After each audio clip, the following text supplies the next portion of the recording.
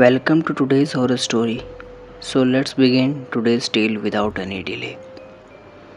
Have you ever been home alone at night? You lock the doors, you check the windows, you tell yourself you are safe. But what if the danger is not outside?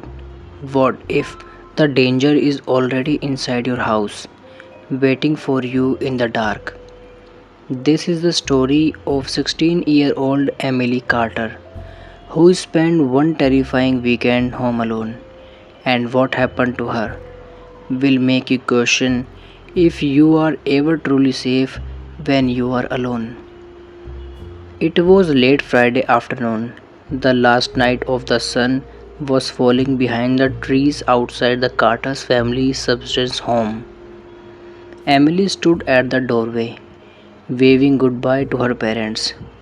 They were leaving for the weekends, driving out of town to attend a family wedding. Her father leaned out to the car windows. Lock the doors. Don't open for everyone. Call us if you need anything. Amy smiled and replied, I will be fine, Dad. Her mom blew a kiss. Love you, sweetie. Be safe. The car rolled down the street and disappeared around the corner. Silence filled the house. Emily closed the door, turned the lock, and leaned against it. For the first time in months, she had the whole house to herself. No younger brother screaming, no parents hurrying, just peace. At least that's what she thought. That night, Emily made popcorn and curled up on the couch with her laptop. The house was quiet except for the low hum of the refrigerator. Around 10 p.m., she paused her movie when she thought she heard something upstairs. A faint thump. Maybe it's the pipes, she thought. Houses make noises all the time. But then came another sound, a slow, dragging noise, like someone was sliding something heavy across the floor. Emily muted her laptop. Her heart started beating faster. The sound stopped. Silence again. She got up slowly and walked to the bottom of the stairs. The upstairs hallway light was off.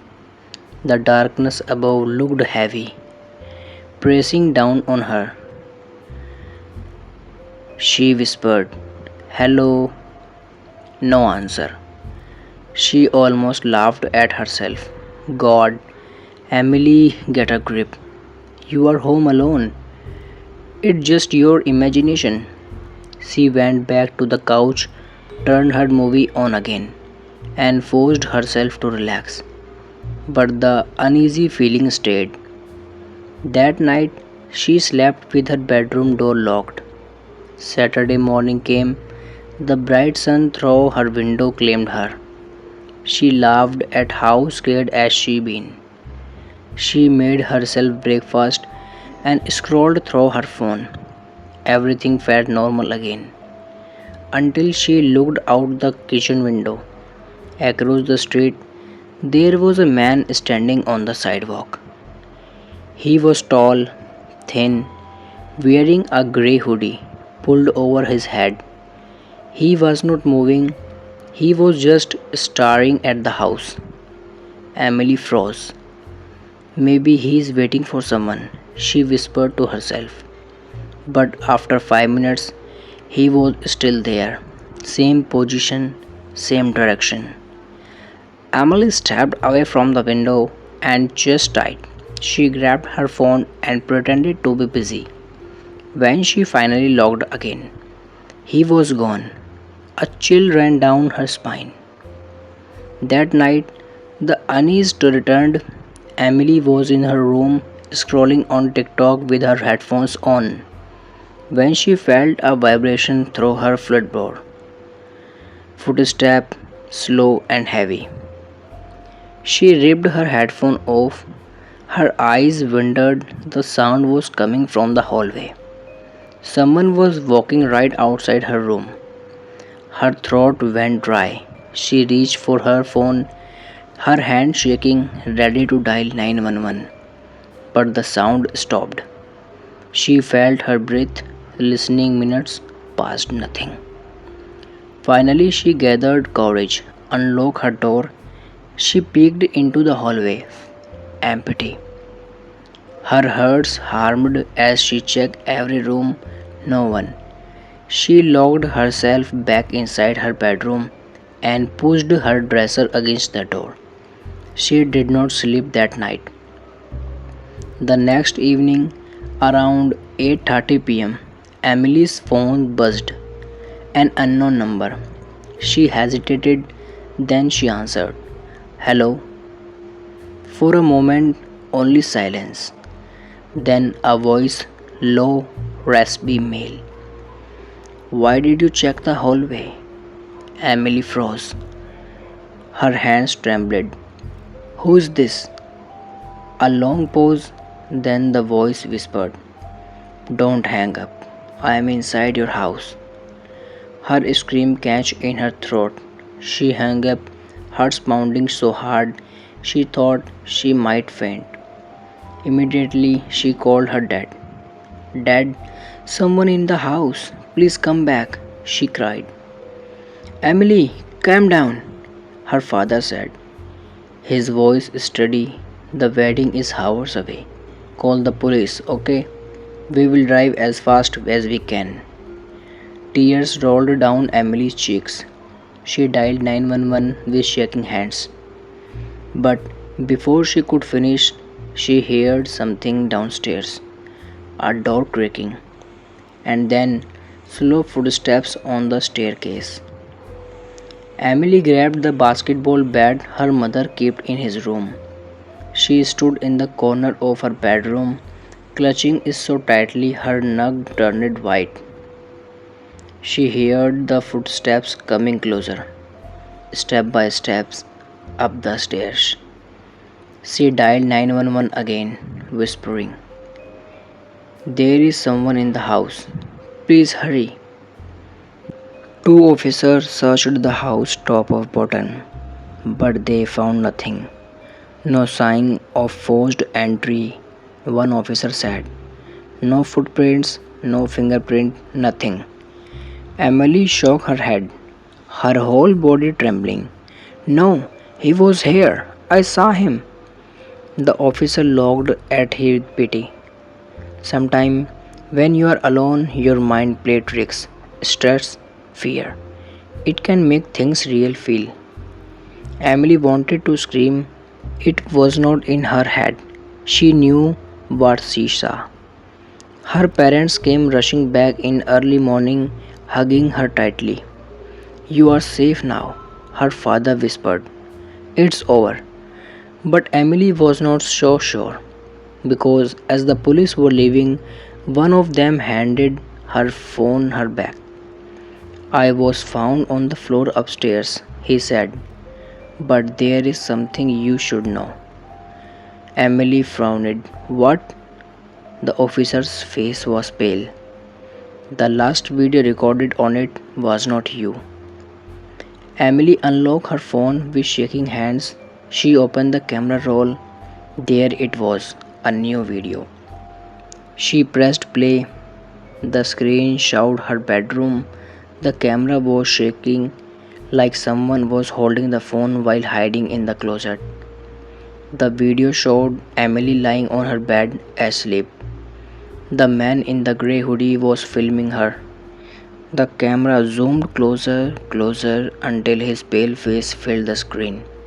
And then he whispered into the microphone, don't worry, I will come back when you are really alone. The video ended. Emily dropped the phone, her entire body shaking. The house felt colder, darker, and somewhere in the shadow of her empty room, a soft laugh emerged. Being home alone sounds peaceful. No parents, no siblings, no noise. But sometimes silence is not safety. Sometimes silence hides something else. This is the story of Jake Miller, a 17-year-old boy who stayed home alone one winter weekend. What happened in that house still remains a mystery. Jake's parents were leaving for a 2 days business trip. Their flight was early Saturday morning, so they packed their bags Friday nights. Jake, his mom said while putting on her coat, no parties, okay? Just schoolwork and rest. I know, mom, Jake said, rolling his eyes. I am not a little kid. His dad placed a hand on his shoulder. Lock the doors. Don't answer for strangers. We will call you tonight. The taxi honked outside. His parents hugged him goodbye and left. The house felt huge and empty. Jake smiled. 2 days of total freedom. He made a pizza, sat in front of TV and play video game until midnight. Everything felt normal.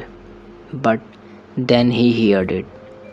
A sound from upstairs, like a door slowly opening. Jake froze, controller in hands. He muted the TV. The house was silent again. He shook his head and laughed nervously. Old house noises, that's it. But in the chest, his heartbeat was faster than before. The next morning, snow covered the streets. The world outside looked cold and quiet.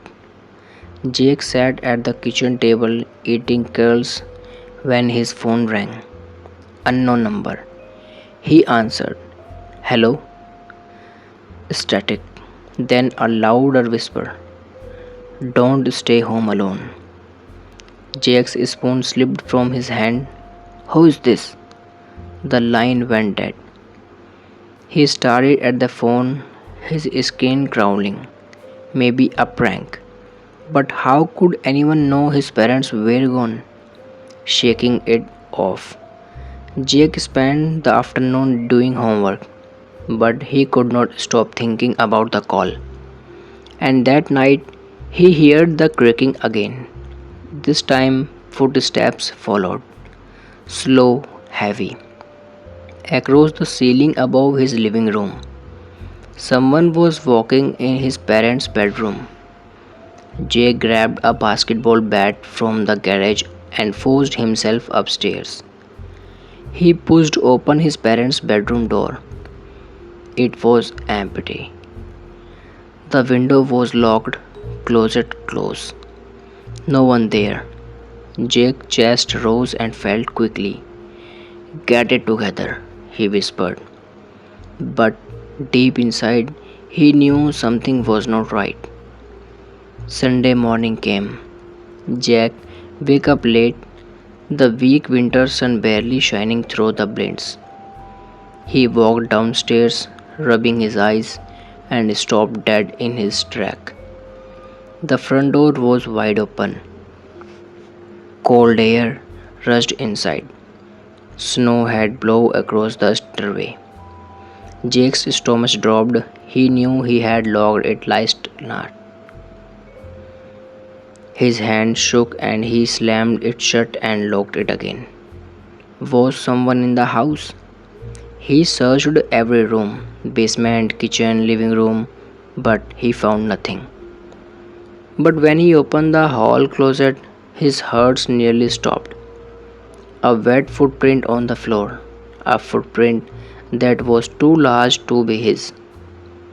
Jack did not eat that afternoon. He sat on the couch with the bat in one hand and his phone in other, watching the windows. Around 5 p.m., the sky was already dark. Street light glowed outside. Jack looked out the living room window and dropped his phone. There was a man standing across the street. Tall, thin, wearing a black coat and a knit cap. He was not moving. He was staring directly at Jake's house. Jake's breath came in quiet gasps. He backed away from the window. When he looked again, the man was gone. The street was empty, but Jack could still feel eyes on him. That night, Jack decided he could not just sit and wait. He could check the house one more time. He walked through every room, switching on lights, make sure windows and doors were locked. Finally, he reached the basement door. It was closed, but something was strange.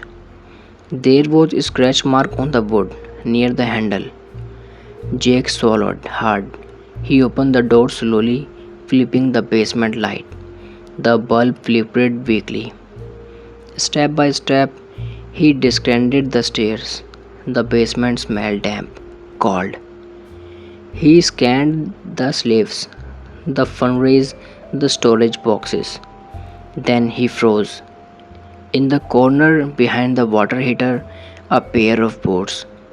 Big, muddy boats. They were not his dad. Jake backed her slowly, hearts thundering in his chest. Then the light went out, pitch black, and in the darkness he heard breathing, deep, slow, right next to him. Jake bolted up the stairs, slamming the door shut and locking it. He pressed his back against it, gasping.